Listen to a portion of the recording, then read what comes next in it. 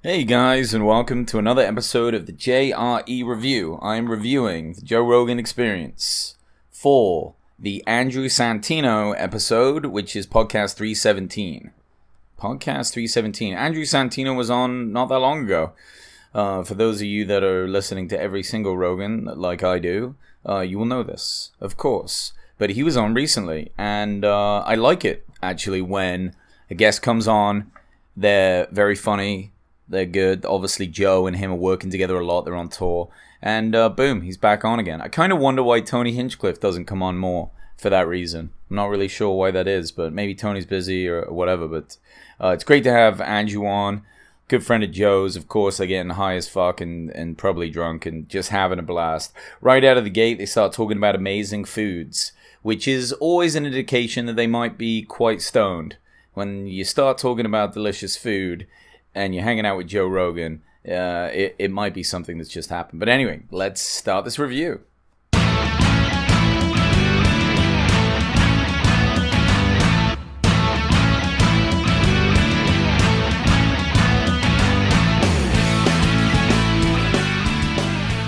Yeah, so Andrew, becoming one of my really favorite comics at the moment. I just love watching his stuff online.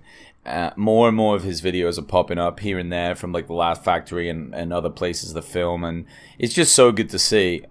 His specials are always good, and a perfect guy to be opening up for Joe. Like Joe always does, he wants the best people.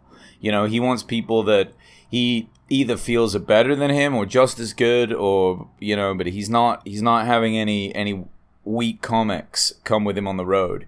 And having Tony Hinchcliffe and Santino open for him, it just shows how good they are and how good they must be. I've seen I don't know if I've seen Santino live. I think I have a couple of times at the Comedy Store. I've definitely seen Tony a bunch of times and Joe a bunch of times, and they're superb. Tony Hinchcliffe, especially, one of my favorites. He did a Jeremiah Watkins stand-up on the spot show that they do on Tuesday nights, like every couple of weeks. It was the first time I saw him do stand-up on the spot. So basically, they just throw topics out at the comedians. You would just say whatever comes to the top of your head. Tony was hilarious and ridiculous, and a very different style. He was being very silly. He was doing impressions, things that I'd never seen him do. Nailed it. Absolutely crushed it. It was so impressive. Really, really good. Anyway, that's enough. All right. Obviously, I'm a big fan. Yeah, they were talking about food, talking about Italian food and great restaurants around Beverly Hills and LA and good places to go. There are so many good restaurants out there. Getting into really good food is fantastic. I know it's expensive to go out to eat, but if you can, treat yourself once a month.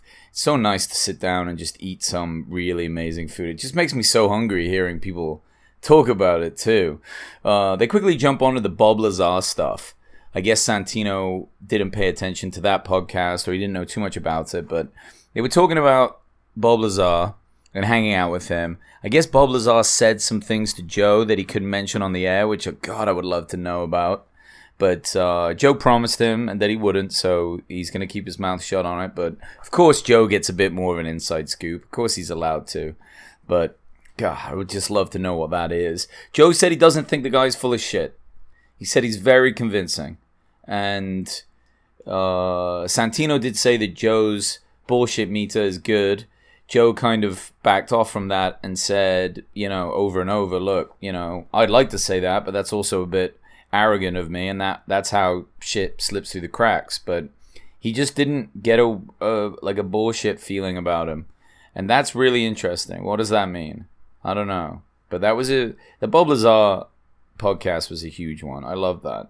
So much about that was awesome.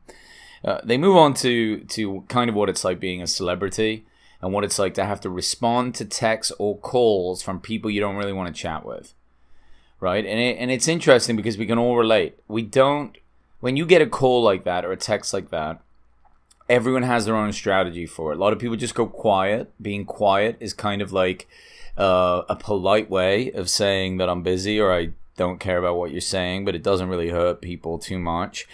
You can't really say the honest thing when it comes to that. You know, you can't turn around and say dude, I just do not have time for you right now. You're a waste of my energy.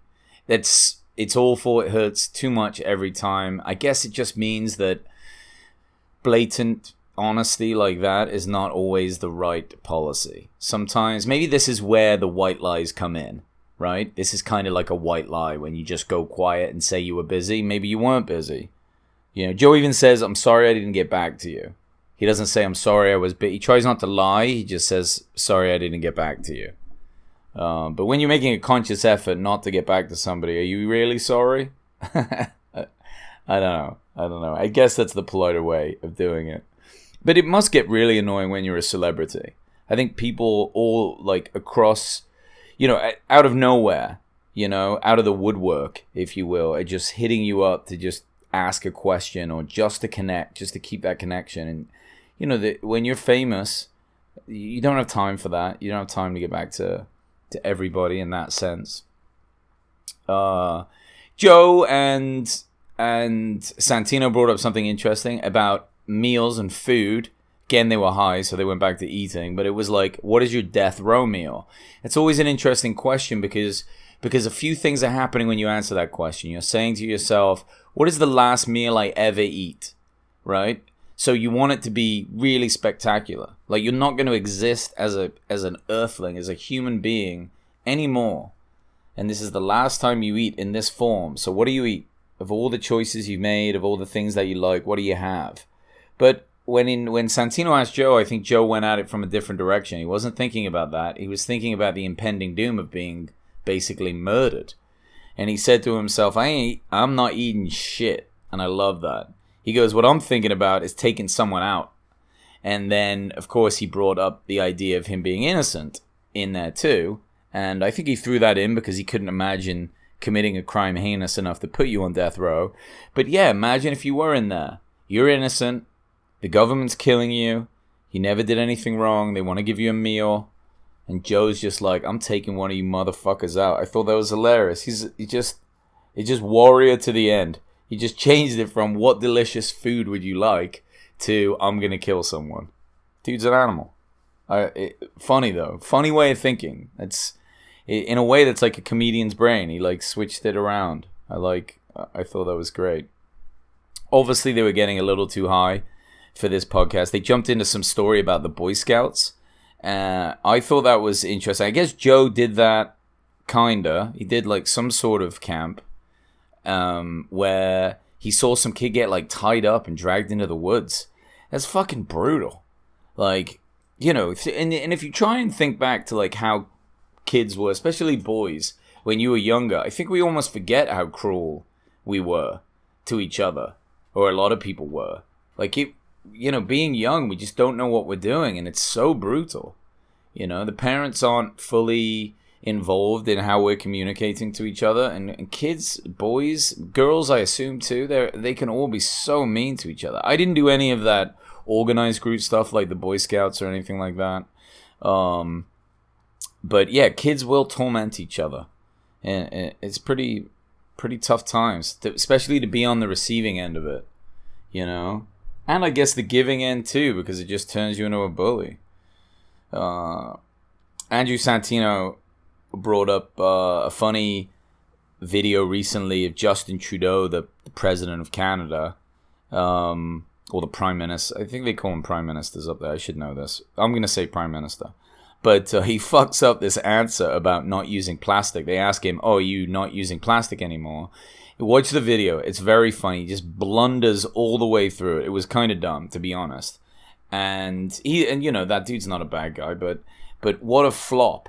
And Joe makes the point that if somebody asked him a question about the UFC or something he should know the answer to, like, if he fucked it up that bad, people would be on his case. And he's not running a country. So the fact that we let these politicians get away with these blundering answers, and we wouldn't let, you know, a celebrity or like a Joe Rogan get away with it. Like, Joe would never answer anything that dumb. He would actually think about it and come out with something. But it's funny to see it. Watch that video. They play the clip actually on the podcast, and it's silly. But I pulled it up afterwards, and I'm just like, unreal. Yeah, silly. Talking about more silly things, they end with that recent tweet from Bieber talking about how he wants to fight Tom Cruise. Obviously, that came out as a joke, but people were all over it. McGregor even sent a thing out saying his production company would put the fight on. Dana White was like, fuck yeah, let's make it happen. You know, he's seen crazier things go down. I think it would be fucking epic. My money's on Cruise. I know he's old, but I've just got a feeling he's an animal, and he's got a lot of pent-up Scientology aggression. He's going to be a freak with training, and I think he would take it so seriously that he would turn everything else off. Whereas, I don't know, I think Bieber would just... I don't know what Bieber would do. He's probably too busy fucking supermodels to be training too hard, and he might get his ass knocked out. But, man, would you watch that? That's the question. Would you freaking watch it? Fuck yeah. Fuck yeah, and Joe Rogan should commentate that. That would be amazing. Especially if Tom Cruise comes out to like a Top Gun soundtrack. You know, that would be... It would be so epic. I mean, as ridiculous as that matchup is, you know you'd fucking watch it. Let's not lie to ourselves.